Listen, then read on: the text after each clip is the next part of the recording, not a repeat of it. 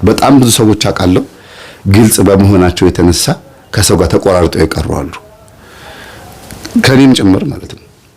የልባችንን እንናገራለን።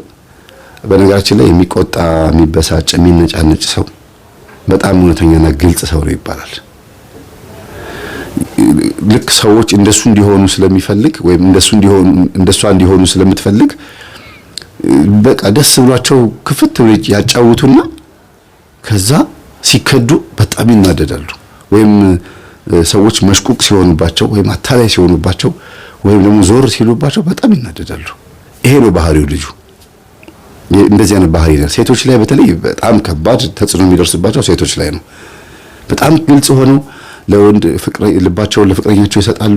ደስ ብሏቸው ይሳሳቃሉ። ምን ይላሉ? ከዛ ሚስጥራቸውን ዝግዝጋገው ስለ ኤክስ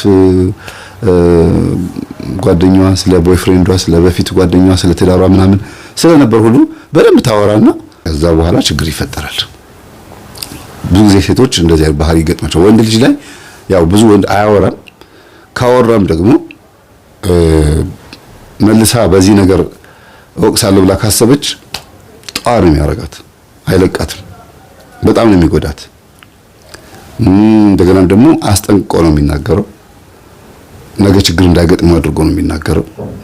ያንን ነገር ደግሞ አንዳንድ ዓለማውያን ሰዎች ምን ያደርጋሉ? ነገ ድንገት እንደዚህ አጋ ከተናገረችብኝ ብሎ የእሷን ገበናዋንም ይዞ ነው የእሱን የሚናገረው። ማስረጃ ፎቶዎች ሁሉ የሚይዙ አንዳንድ ባለጌ ሰዎች ሁሉ አሉ። እርቃን ፎቶዎችን ምናምን ይዙና አንድ ወሬ የምታወሪ ከሆነ ያውልሽ ምናምን ብሎ በዛ ማስያዣ አድርገው የቀደመ ታሪካቸውን ያወራሉ። በኋላ ጸብ ላይ ነው የሚታወቀው። ታዲያ ጸብ ላይ መደራደሪያ ሁሉ ያደርጉታል። ይሄንን ተው። ግን ግልጽ በትክክለኛ እውነተኛ የሆኑ ሰዎች ውስጣቸው ንጹህና ግልጽ የሆኑ ሰዎች ራሳቸውን አይደብቁም፣ ፊት ለፊት ይናገራሉ። ከዛ ያልጠበቁት ነገር ሲገጥማቸው ይነጫነጫሉ፣ ይበሳጫሉ፣ ይቆጣሉ፣ ያኮርፋሉ። ከዛ በኋላ ደግሞ መልሰው እንደገና ከዛው ከጥፋታቸው አይማሩም። አሁንም እንደገና ይቅርታ ሲባሉ አሁንም እዛ ነገር ውስጥ ይገባሉ። አሁንም ከጥፋታቸው አይማሩም፣ ይቀጣሉ። እዛው ነገር ውስጥ በሰው ይጎዳሉ ማለት ነውና ባመኑት ሰው ብዙ ጊዜ የሚከዱ ሰዎች እንደዚህ አይነት ሰዎች ናቸው። ባመኑት ሰው የኔ በሚሉት ሰው ይከዳሉ። ይሄ ልጅ በደናው ጊዜ ምንም ክፉ ነገር አስቦ አይደለም ሲጠጣ መጥፎ ነገር የሚናገረው። አጋንንት ነው በውስጥ ሆኖ እንደዚህ አይነት ነገር እንዳሰበ አድርጎ የሚናገርበት የሚገርማችሁ እንጂ ልጁ እኔ በቅርበት ጠይቄው እኔ ምንም አይነት ነገር አስቤ አይደለም ማለት እኔ በቃ እንደውም ሲቀርቡኝ ደስ ይሉኛል። ደግሞ የኔ ባህሪ አለ የሆነ ሰው ተላምጄ ሲተውኝ በሳጫለሁ ወይም ደግሞ በጣም እነሱን እያሰብኩኝ ጸጸታለሁ፣ ጎዳለሁ። ከዛ ሌላ ሰው ሲመጣ እነሱን ትውት አድርጌ ደግሞ ወደ እነዚህ ሰዎች ደግሞ ግልብጥ ብዬ እነዚህ ሰዎች ነው መከተል የምፈልገው። አይምሮዬ ቶሎ እነዚህን ደግሞ ይቀበላል። ከዚህኛው አልማርም፣ እነዚህንም ሳልጠላ አዲስ ሰው ለምዳለሁ ነው የሚለው ልጁ። እንደዚህ አይነት ባህሪ ብዙ ሰው አላጋጠማችሁም? ያንን ሰው ሳይጠሉ ያፈቀሩት በተለይ የመጀመሪያ ፍቅረኛ ይረሳም ይባላልና ያፈቀሩትን ሰው ሳይጠሉ ክፉም ነገር ቢያደርግባቸው እሱን በልብ ይዘው ሌላ ሰው ደግሞ መላመድ። በነገራችን ላይ ሁለተኛ ፍቅር ሳይሆን የሚባለው የመላመድ መቀራረብ ወይም ደግሞ ከዛ ያ ሰው ደግ ሰው ከሆነላችሁ ያቺ ሴት ጥሩ ሴት ከሆነችላችሁ ምናምን ነው የምትገቡት። ወይ በጣም መልካም ሰው ነው እሱ በጣም ጥሩ ሰው ነው ምናምን ብላችሁ ነው አብራችሁ የምትኖሩት። አይ በጣም ደግ የሚል ሰው ነው የልጆች አባት ሳይ ምናምን ትላላችሁ እንጂ እንደ መጀመሪያ ፍቅር እንደ መጀመሪያ ጓደኛ ማንም ሰው ሁለተኛን ጊዜ እድል ለሚሰጠው ሰው አይሰጥም፣ አይችልም፣ ተፈጥሮም አይፈቅድለትም። ይሄ የታወቀ ነገር ነው። ፍቅር በባህሪው ሰጪ እንጂ ተቀባይ አይደለም። ለምን? ፍቅር በባህሪው ንጹህ ስለሆነ እስላምም ይሁን ኦርቶዶክስ፣ ካቶሊክም ይሁን ፕሮቴስታንት፣ ሌላም እምነት ተከታይ ፓጋንም ይሁን እግዚአብሔር በልባችን ውስጥ ያለውን ንጹህ የሆነውን ፍቅር እና ህሊናችንን ሰይጣን እንዳያገኘው አድርጎ ነው የሰራን ብዬ አስባለሁ። በተለይ ፍቅርን ሰይጣንን እንኳን ህሊናን እንኳን በተወሰነ መልኩ ሰይጣን ሲቆጣጠረው ህሊና ቢስ እንሆናለን።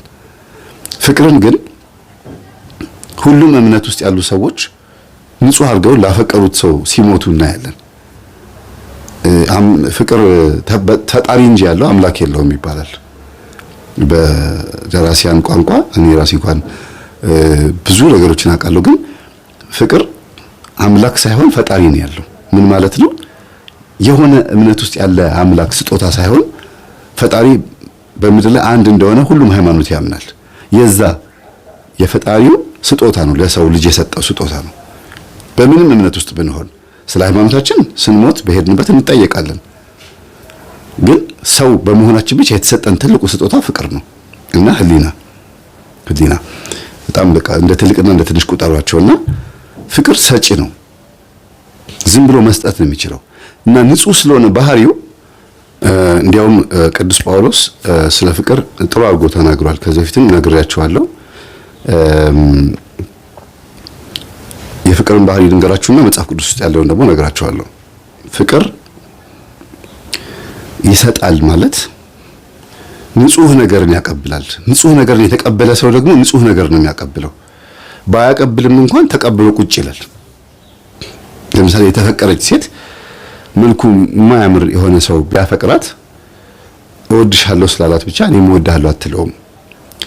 እሷ የሚወደድ ነገር የለውም ብላ ባወጣችው መስፈርት ሳትወደው ስለሰጣት ብቻ አትሰጠውም። ለዚህ ነው ፍቅር ሰጪ ብቻ ነው የሚባለው። ግን በሰጣት ልክ ደግሞ እንድትቀበል አድርጎ ደግሞ ማድረግ ይችላል። አንደኛ ሃይማኖት ውስጥ የሆነ ሰው፣ በሃይማኖት በመንፈሳዊ ሕይወት ውስጥ ደግሞ የሆነ ሰው፣ ቀጥሎ ደግሞ ላፈቀራት ሴት ወይም ላፈቀረችው ወንድ የሚያስቡ ሰዎች። ለምሳሌ አፈቀርኩ ብሎ የሚማታ አለ። እወድሻለሁ ልትሰሚኝ ይገባል ብሎ ደግሞ በግድ ምንጭክ የሚል ወይ የምትል ሴት አለች።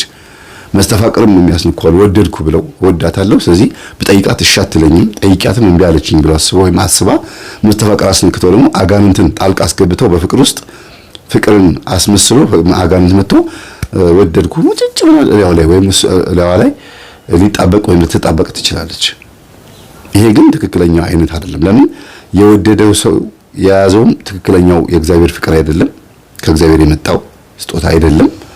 የተፈቀረ አፍቃሪው ደግሞ መስተፋቅር የተደረገበትም ሰው ደግሞ በትክክለኛው መንገድ አይደለም መጥቶ የተጣበቀው። ለምን? በትክክል ያፈቀረ ሰው መስተፋቅር አያደርግም። ለዛ ሰው ይጸልያል፣ ለዛ ሰው ትጸልያለች፣ ለዛች ሴት ይጸልያል። በትክክለኛው መንገድ መጥቶ ጠይቆ ካልሆነ ዝም ብሎ በቃ እንዳፈቀራት አክብሯት በልብ ውስጥ ይቀመጣል። ብዙ ጊዜ ያፈቀሩ ሰዎች ይፈራሉ ይባላል። መናገር ፍቅራቸውን ይፈራሉ ይባላል።